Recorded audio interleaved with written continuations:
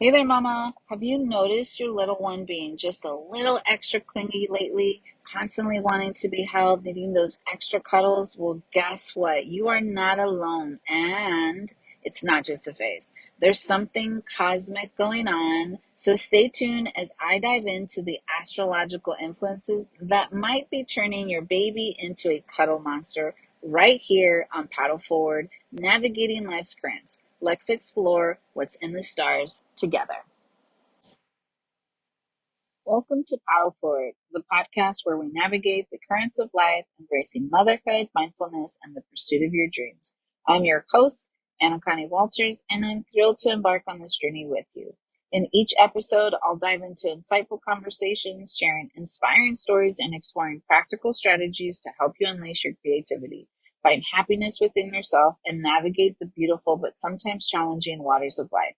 Whether you're a new mother seeking balance, a dreamer in pursuit of your passions, or simply someone looking to live a more mindful and fulfilling life, this podcast is for you. Together, we'll paddle forward, embracing the waves of change and discover the extraordinary possibilities that lie ahead. So grab your metaphorical paddle, grab your favorite oil, inhale the peace, exhale the chaos, and let's dive into today's episode. Hey, beautiful. So I'm sitting like literally in my car. I just finished teaching a baby in me yoga class, and I scarfed down a Subway Veggie Delight. I actually decided this week to try vegetarianism, and that's like another episode on its own. I just needed some type of change in my diet. I'm starting to just feel the effects of being 43, and I know that it doesn't have anything to do with my age. It has to do with how I'm taking care of the temple that we call our body. And I just was like, I need to back off meat. Some of you guys might know my backstory, that I had two heart conditions that I was diagnosed with at the age of 25. And when I got pregnant, I went on the whole holistic dive and did a bunch of um, lifestyle changes essentially. And after I gave birth, I got off both my blood pressure medications, and I've been medication free for 2 years, which the doctors said would never happen. And so I'm just constantly checking it, making sure that I'm being mindful and safe. And yeah, I just felt like something needed to change. So I wanted to talk about, so this week specifically, my son has been extra affectionate, needing extra attention, wanting to be carried all the time, just running around the house, just like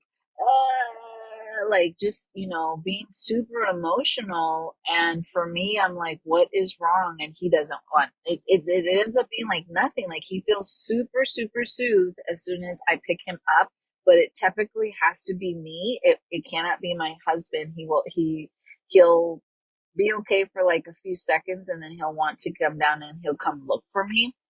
Like, anytime I leave the room, he's having problems sleeping because he's constantly like feeling for me. Like, it's just been really crazy. And I just was like, it's, just a phase he's going through. But as I've been going through the week, I have been noticing that more moms are having the same, I don't want to say it's an issue because it's not an issue, but the same kind of situation with their kids in all kinds of different, my son's a little bit over 2, a mom who was 12 months, has their baby 12 months, a 10-month-old. Like, it was just a bunch of different age ranges, and they were all not complaining, saying the same thing. Like, sleep's been like so just awful because she hasn't, or they haven't been wanting to sleep. They've been wanting to be picked up all the time. I can't even leave the room. There's been no like me time. It's just been really like just a lot. And so I started to think, like, this can't be coincidental that like all these women are having the same thing. So it made me have like this aha moment on how we're just like so over focused on like children, you know, common things, that we kind of forget that they're human too. like when we see them, we tend to not associate them with like adult things, but in reality, they have the same energy that we do. They share the same energies, and I'm really big on energies. I'm a huge empath, and so I can sense when someone's not doing well or something's wrong. As soon as they walk into the room, like I can feel it. I don't even need to ask, like, what's going on, like what's wrong. Like I know something's wrong. And so I just was like, let me look to see what's going on in the universe that could be causing this shift of energy that we as adults may either be like blowing off, or we're so consumed with our children that we're not even acknowledging the same problems within ourselves. And so I wanted to talk today about just this topic of cosmic cuddles, like is what I wanted to call it. But like if you're into energies in just general, um a lot of people look to astrology to kind of, like, if they're having a really off week or an off month or an off like quarter or an off year, they tend to look at astrology to see where the alignment of the planets are, to see that drawing. Like I'm a huge believer as a nurse. Like you talk to any nurse and ask them like if they've ever spent time in like the emergency room or urgent care during a full moon, like that place is chaotic. And why? It's because the moon, just like how it affects the tide, it affects people and it amplifies whatever they're going through. So if you have somebody who's having like some chaotic, like, breakdown mentally, like it will make it amplified. And so you end up having like a really crazy, sometimes interesting, some of the most interesting nights I've had as a nurse has been on full moons in the emergency room. So, anyways, um, and so noticing, if you're noticing that your child is really needing more hugs, they're wanting to be held constantly, or maybe they're just even displaying, behaviors that seem like they're almost regressing in their behavior as children, know that you're not alone, especially like this week as the time of the recording for this, because that's why I wanted to record it. And so, many parents that I've been talking to are experiencing this. And so I just wanted to explore some of the astrological events that are happening right now that could be influencing your little ones. And so if it really resonates with you, if you're like, oh my God, that's exactly what's happening in our household, then it might be just something that you might want to think about when you're like at home, maybe having some struggles and you're not really sure what's going on. And you've kind of gone through the checklist of all the other things that it could be, like thinking outside the box. And so the first thing is that on June 26th, we have Venus trine into the Neptune, which is basically, it's bringing this wave of emotional sensitivity, and it's really causing this deep need for comfort and closeness. And so for our little ones, it's basically translating into seeking that extra attention, that those extra, what I'm looking at is just like extra cuddles, and really seeking that outside reassurance. Um, and so it's important for us to just encourage them to continue to seek us out. And it's encouraging us to maybe just take this moment to connect more deeply with the people that we love, including our kids. And that really started happening on June 26th, 2024 at the time of this recording. So on June 28th is actually coming up. Mars is going to be opposite of Pluto. And what this is going to cause, it's going to cause this intense energy that can be overwhelming for both children and adults. And so your kids, you might see that they're feeling this need for extra security and comfort on this day, which again will lead to more clinginess. And it's really this time of transformation. And so you might notice that your children might be seeking extra support, especially with navigating like big feelings.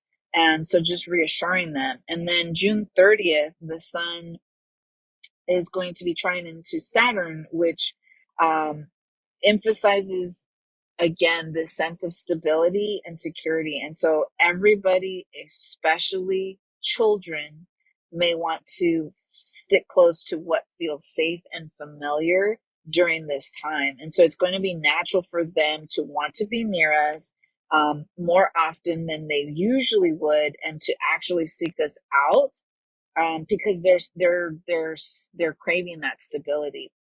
And so I just wanted to come on and just kind of like talk about this just in general. It's not for everybody. Not everybody believes in this. When I started to go into microbiology and had to take like chemistry and stuff, I really started to understand this whole energy aspect. And now I'm into like qigong and really understanding my own qi. And we just have like this massive power within ourselves to self-regulate, to self-heal. And we just don't take advantage of it. And we also sometimes allow other people's energies to really interfere or kind of damage our own, like we carry it on, or we allow them to manipulate ours. And so it's really important that you're aware of it, whatever you call it. Just taking times like this. So like, if your baby or your toddler is being super extra affectionate and needing to be held more than usual, or even displaying again like those behaviors that seem like they're like almost regressing, and like being more like, if your toddler was talking and all of a sudden they're using like more regressed language like mama, or like what we would call baby talk, don't necessarily see it as a negative thing. Just kind of understand that there's stuff going on that's way beyond you and them, that could be affecting how they're behaving.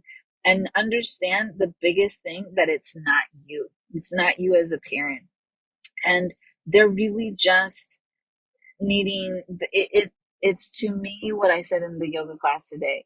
It's not a bad thing if you give it an opportunity to look at it, the situation, that way. Think of it as you are doing an amazing job as a parent, because it's just proof of how strong your bond is with your child.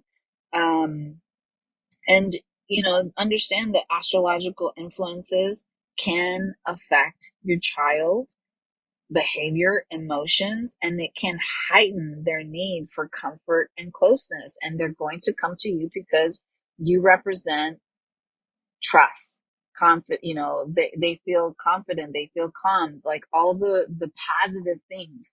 That's what you're evoking, and that's why they're coming to you. And so I want you to just take these opportunities to really enjoy these extra snuggles.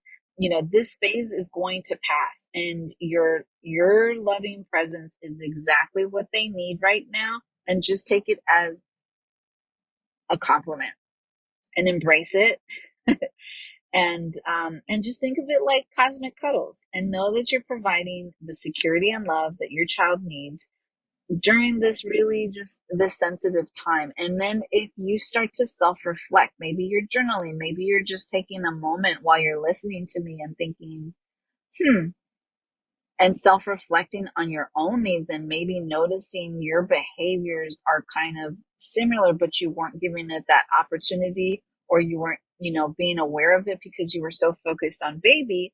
Now you kind of have an understanding of, this could be it. Like, it's not you. You're not losing your mind. You're not hormonal. Like, there's all these things that we could blame it on.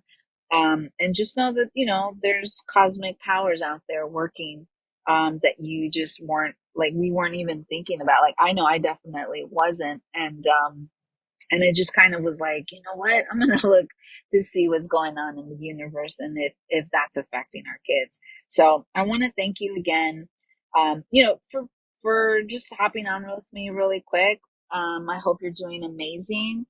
I see you. I see all the things that, you do on a daily basis that don't necessarily get acknowledged. I know you don't do it for rewards or necessarily acknowledgments.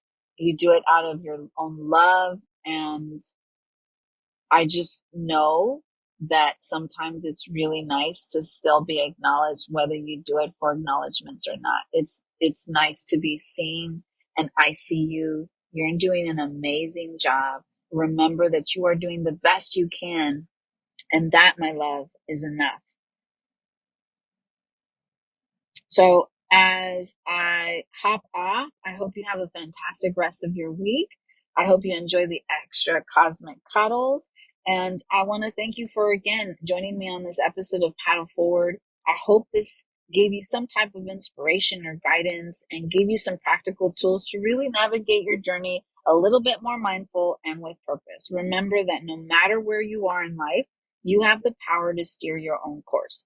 If you've enjoyed today's episode, please be sure to subscribe to Paddle Forward on your favorite podcast platform so you never miss an episode. And if you'd like to support the show, which I would so truly appreciate it, I would love it if you could leave a positive review and share it with friends or families that you know might benefit from this episode. I'd love to hear from you too. Please connect with me on social media at Anacani Walters on all platforms and share your thoughts, questions, or suggestions for future episodes. Again, your feedback is invaluable to me as we navigate this journey together. Please be sure to check out my private community areas. I have a Facebook private group for moms over 35. Again, it's not exclusive, but it's basically primarily focused on moms over 35 to build that community and give you guys that support that I know you really need. Coming from a mom who got pregnant at 40, I know how much community is so important in our journey as moms. And I also have a private member area that you can get access to for free, where I give you challenges, more content that I don't share on social media, behind the scenes, and so much more. You can get access to it when you sign up for my newsletter, and you can discover all of that. I'll put a link in the show notes. So remember, every paddle stroke brings you closer to your dreams. So keep paddling forward, embrace the challenges, and embrace the beauty of the journey. Until next time, stay inspired, stay beautiful, and keep paddling forward.